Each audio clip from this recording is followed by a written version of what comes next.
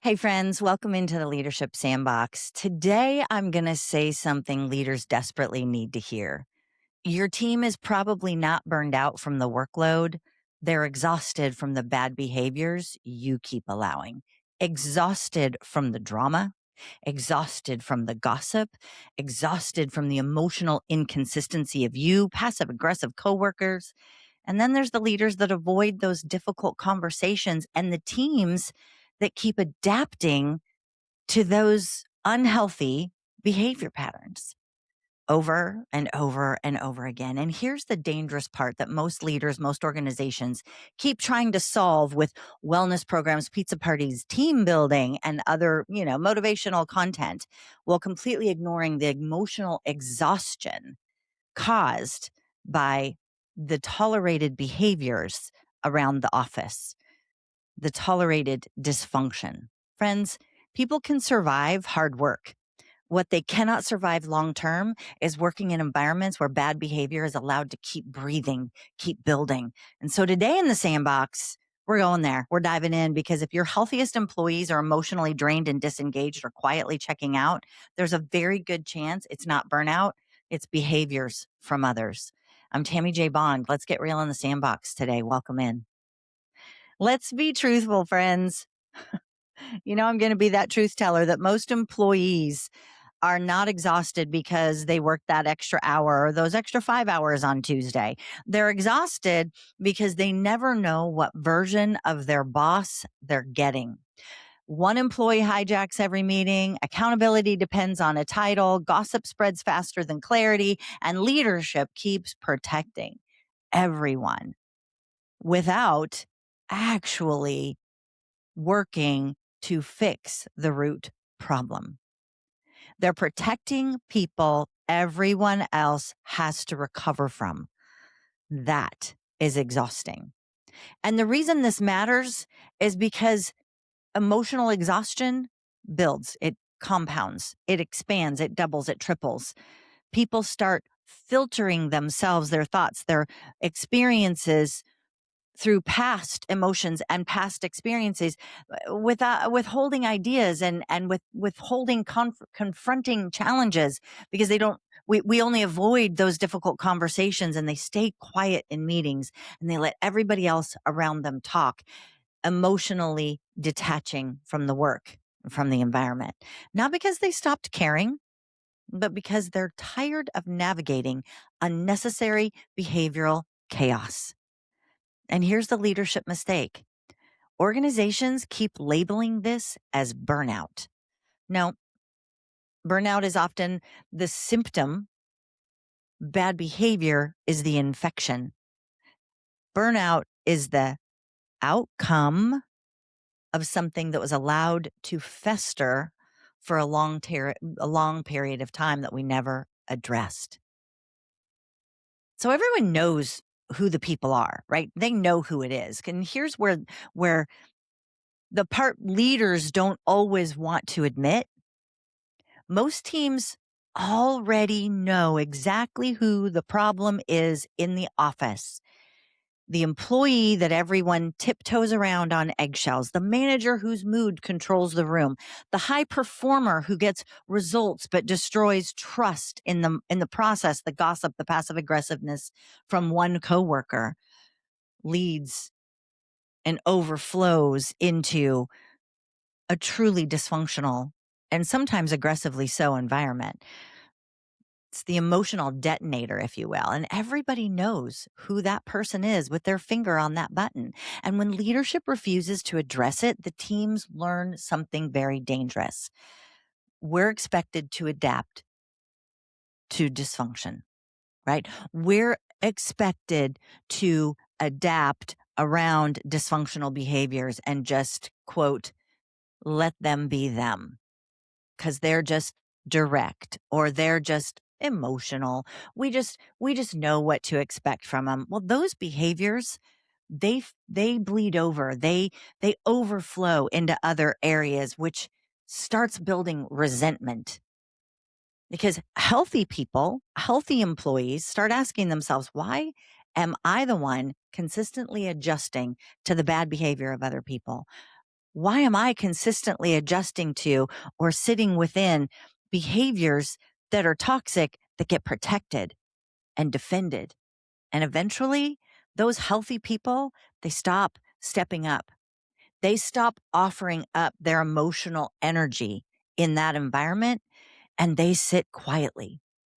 And they are already looking for what that exit strategy, what that next opportunity is going to be. Well, some quit emotionally, still collecting that paycheck. Others are quitting out loud and maybe leaving the paycheck, but leaving also a big hole because behaviors went unchecked. Both of them are expensive outcomes. Both of them cost organizations and leadership teams a lot. You know, when we built the command leadership behavior operating system, we built it having experienced those types of environments with teams to go in and fix it at a root level and upend those behaviors we say we don't want to tolerate, and yet somehow we are. And we are done having vague conversations and talking around the problem or making excuses for the problem. We confront them.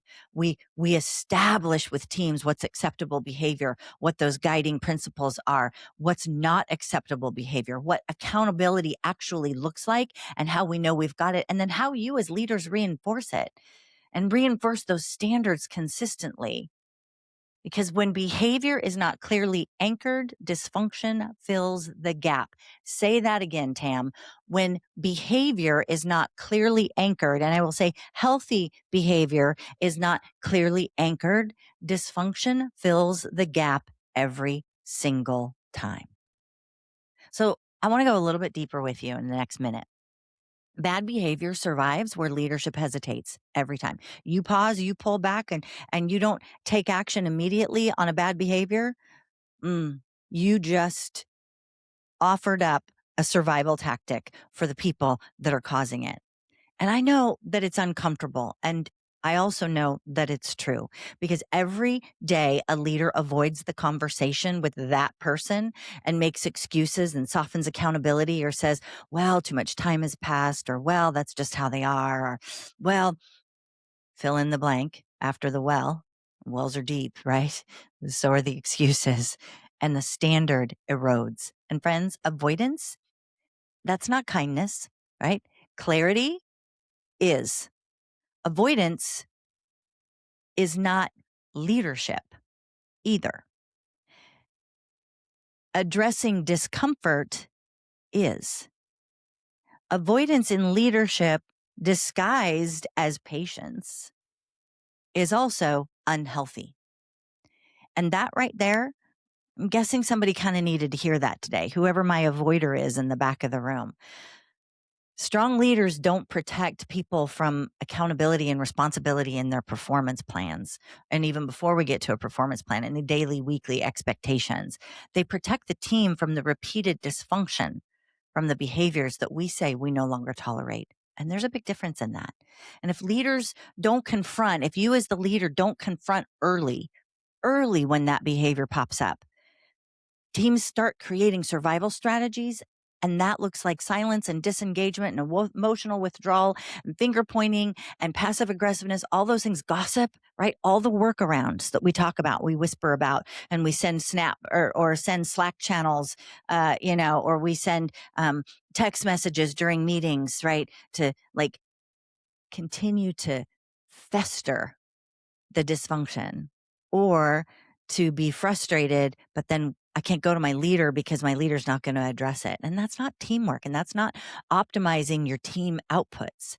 It's organizational survival, perhaps, but there is a way to change that behaviorally. And it starts with you addressing it early. It starts with confronting behavior right out of the gate. Don't wait until the team is emotionally bleeding out, hemorrhaging, faulting out, running for the door. Start defining behavioral standards and expectations clearly from the beginning. It ought to be a part of your onboarding process, and it ought to be a part of how do we catch people doing these behaviors that we say we are and who we are in the workplace as part of your staff meeting every week, every month. It ought to be the norm, You're setting your behavioral expectations. Start protecting the healthy employees and healthy culture that you want as aggressively as you defend and manage the difficult ones.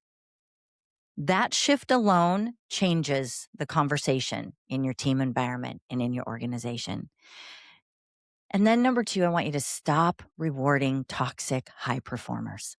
Results do not excuse destructive behavior. Results do not excuse passive aggressive or downright aggression disguised as, well, I'm just a direct person. That's how I am. Stop calling avoidance as being nice or being kind. That's not kindness. That's fear of discomfort. Stop forcing healthy employees to emotionally adapt around the chaos. That is a leadership fail point. And that you can manage immediately if you choose to. And then I want you to do these things because this is also important. I don't want it to just be all the things that you need to stop and even things you need to start, because there's some things that you can continue to do that are good. So continue building up leaders who can handle those conversations that are hard, that are difficult. Continue reinforcing accountability consistently. No favorites, no exceptions. Continue asking, what behavior are we unintentionally rewarding right now? If you're asking the question of what problem are we solving for, you also can you can fill into and step into what behavior are we unintentionally rewarding. That's a great conversation place to continue having that dialogue. Because the bottom line, friends, your best employees, they're not leaving because work is hard. They're leaving because unhealthy behavior is exhausting emotionally and physically. And the moment a team starts emotionally adapting around one person's behavior, leadership has already set the standard. You've surrendered to the standard of the lowest common denominator of the battle with the dysfunction. Leadership is not about keeping everyone comfortable. You know that. It's about protecting the environment where healthy behavior can actually thrive. That's what I believe it to be, friends. And it takes courage. You know this, that leadership is not something you're born with. It's something that you grow into. And you took time today to grow into that next level of leadership for you, to set the standards of behaviors that you want in your sandbox in the workplace, so that the excuse of our team is burned out gets exposed as, actually, we have bad behaviors and our team is exhausted by what we're allowing in those bad behaviors. Thanks for joining me in the sandbox today. I really hope that this hit home for somebody, and I'd love it if you would click like and, share and repost this episode for somebody that you know can use it. That person that might be in your environment that talks about feeling exhausted, that talks about feeling burned out, that talks about we just don't have work-life balance. Work-life balance, I believe it becomes something completely different when we have healthy behaviors that we're rewarding, not dysfunctional, unhealthy and toxic behaviors that we're ignoring. So be the leader today that steps into that conversation, but also share it with somebody that could use it. It means a lot when you do that. It helps us to expand our reach and have a broader impact in the world in the Leadership Sandbox. Make it a great day, and God bless.